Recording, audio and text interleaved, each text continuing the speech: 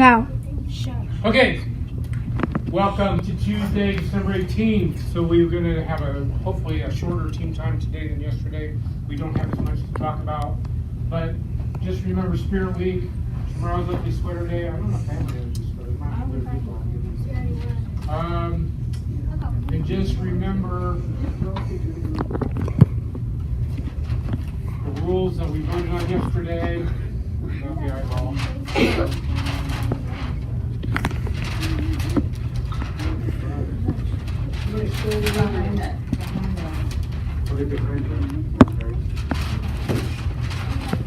Safety rules. I've got a new game that I'd like to try out, not during this, but if you're interested, come see me after. We still have classes, so also let's be doing that too. But this is called the Haunted House game, and it's where I give you some choices to make, and you tell me what you're doing, and then we just go through the game. A haunted house game. Very spooky. I've got a reading for today. Okay, start over. A bird in the hand is worth two in the bush. What do you think that means? Angela, take this and see if you can have an idea or if that's a bird in the hand is worth two in the bush.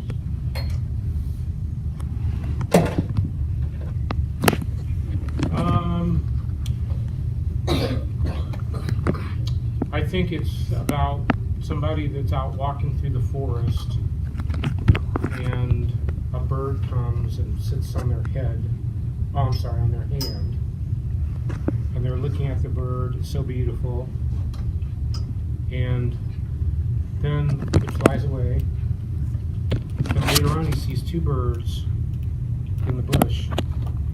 You can't really see them very well because they're hiding behind the leaves.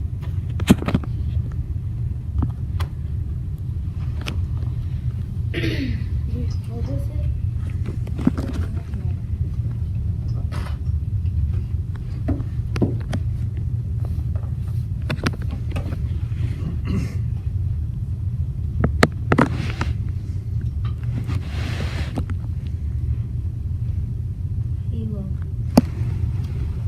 Well, I kind of think maybe that if you have a bird in your hand, it's better than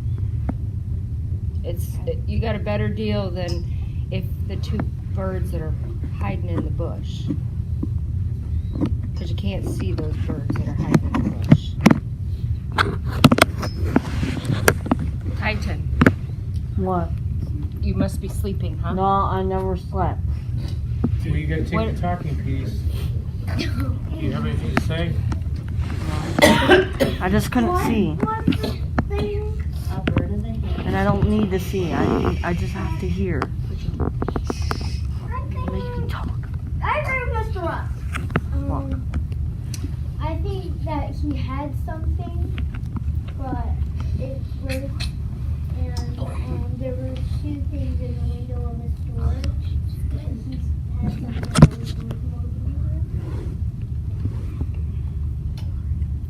Well, I think it's better. It's just like it's better to have something and want with the other hand. At least you have something in this hand. Yeah, I agree with everybody, but I also think that it also means to be grateful with what you have Yes. instead of worrying about what others have.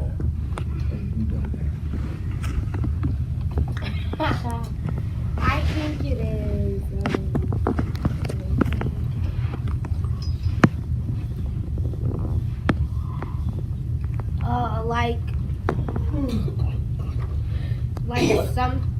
Like something is worth a bird. Is like something. No. Something is worth. I don't know how to say it. I forgot. Yeah, what she just said. I'm your way. Who told you? If you think about it from the point of view of a cat, is it better to have a bird that you can eat right now, or two that you might be able to eat later? Neither. You're saying later. Yeah, I don't really like these birds. So this is an old British saying, and think about it like this, if you have $10 right now in your pocket or in your hand, and then you're gonna go toss it over here and hope it becomes $20 later. It's better to have what you have now than to give it away and get something possibly later. Does that make sense? So the cat would want the bird that's right here rather than maybe two birds over there. Okay, see, corner today. Sorry, Zion. We were going to talk about Poseidon, but I'll have to find a video later at a later date. But since a couple students they did like the video yesterday, I guess I was going to show another one. This will be about the tragic myth of Orpheus and Eurydice. So I'm pretty sure you probably would like this, especially when we get to the end. Even though it's kind of a sad ending.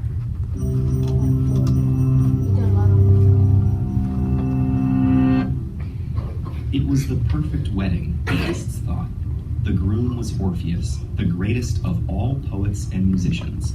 The bride, Eurydice, a wood nymph. Anyone could tell the couple was truly and deeply in love. Suddenly, Eurydice stumbled, then fell to the ground. By the time Orpheus reached her side, she was dead, and the snake that had bitten her was slithering away through the grass.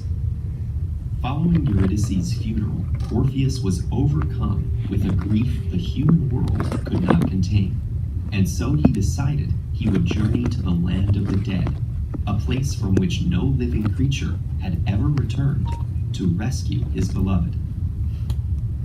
When Orpheus reached the gates of the underworld, he began to strum his lyre. The music was so beautiful that Cerberus, the three-headed dog who guards the dead, lay down as Orpheus passed. Charon, the fairy captain who charged dead souls to cross the river Styx, was so moved by the music that he brought Orpheus across free of charge. When Orpheus entered the palace of Hades and Persephone, the king and queen of the dead, he began to sing.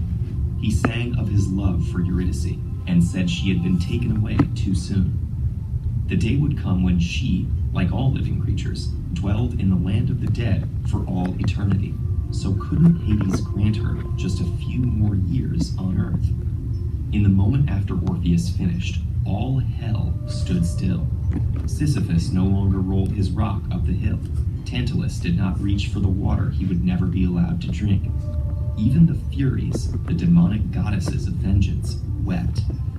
Hades and Persephone granted Orpheus's plea, but on one condition. As he climbed back out of the underworld, he must not turn around to see if Eurydice was following behind him.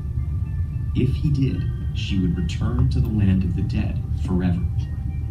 Orpheus began to climb. With each step, he worried more and more about whether Eurydice was behind him.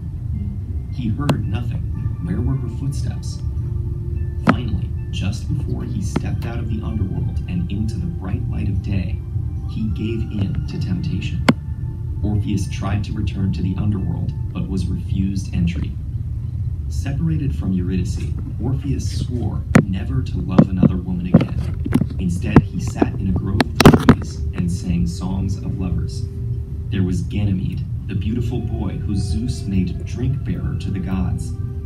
There was Mira, who loved her father and was punished for it. And Pygmalion, who sculpted his ideal woman out of ivory, then prayed to Venus until she came to life. And there was Venus herself, whose beautiful Adonis was killed by a wild boar. It was as if Orpheus's own love and loss had allowed him to see into the hearts of gods and people everywhere. For some, however, poetry was not enough. A group of wild women called the Maenads could not bear the thought that a poet who sang so beautifully of love would not love them. Their jealousy drove them to a frenzy, and they destroyed poor Orpheus. The birds, nature's singers, mourned Orpheus, as did the rivers, who made music as they babbled. The world had lost two great souls. Orpheus and Eurydice had loved each other so deeply that when they were separated, Orpheus had understood the pain and joys of lovers everywhere, and a new art form, the love poem, was born. While the world wept, Orpheus found peace and his other half in the underworld. There, to this day, he walks with Eurydice along the banks of the river Styx. Sometimes they stroll side by side, sometimes she is in front, and sometimes he takes the lead, turning to look back at her as often as he likes. TED-Ed is a nonprofit. If you value our work, please consider supporting it on patreon.com/TED-Ed. Get out with a nice one.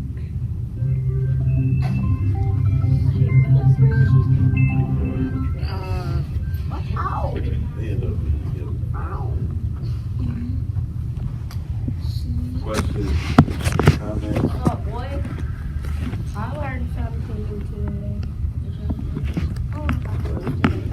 Okay, tomorrow, Spirit Week, is Ugly Sweater Day, so, and also, we're gonna have some breakfast food tomorrow, so come hungry. Anything else for the good of the cause? So at some point today, we will, we're gonna be treating you to a hot chocolate bar. So Mrs. Mull is bringing in, a machine for us. I don't even know what it is exactly about, but, so we can have hot cocoa at some point. I guess that's all. Okay. Did we have a movie or anything that we were gonna show this afternoon? I haven't planned anything, but I thought we were talking about tomorrow morning, but can, Let's watch a Christmas movie. we can? Yeah. After lunch, we'll put something on. Anything else? No. No. Okay, remember, 11 o'clock, if you want to go to gym, that's the time to go. Don't wait till 12 o'clock and then go, can we go to gym? Because probably be too late. So if you want to go to gym, 11 o'clock is the time. Watch the clock. We'll try to remind you, but you have to watch the clock and help us. I need a motion to adjourn. Aye. Need a second? Aye. Aye. All in favor, say aye. Aye. And opposed? I oppose. Okay. See. No. This is called A Visit from St. Nicholas by Clement C. Moore. You might have heard this before, but I just think it's fun this time of year. For some reason, they have a copy on the front end of that. 'Twas the night before Christmas, when all through the house not a creature was stirring, not even a mouse.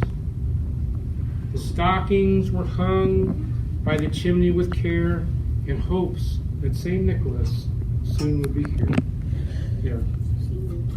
The children were nestled, all snug in their beds, with visions of sugar plums danced in their heads. And Mama in her kerchief, and I in my cap, had to settle down and just settle our brains for a long winter's nap. When out on the lawn, there came such a clatter, I sprang from the bed to see what was the matter. Away to the window I flew like a flash, tore open the shutters and threw up the sash. The moon on the breast of the new fallen snow gave the luster of midday to objects below. When what to my wandering eyes did appear but a miniature sleigh and 8 tiny reindeer. With a little old driver so lively and quick, I knew in a moment it must be St. Nick. More rapid than eagles, his coursers they came, and he whistled and shouted and called them by name. Now Dancer, now Dasher, now Dancer, now Prancer, now Vixen. On Comet, on Cupid, on Donder and Blitzen. To the top of the porch, to the top of the wall. Oh, that's why there's more, because it's... Now dash away, dash away, dash away all. That's all I have. Wait a minute, that's not the whole thing. So Now dash away, stay dash tuned away, dash for away tomorrow, part 2. Part 3. Okay, this is Tarantino, Hey. Why are we talking? Jamarion.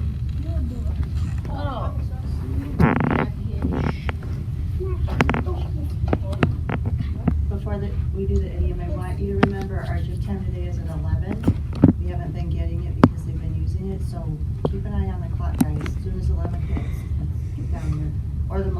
from Oprah. Okay, a bird in the hand is worth two in the bush. Okay, stop a minute. Stop the video.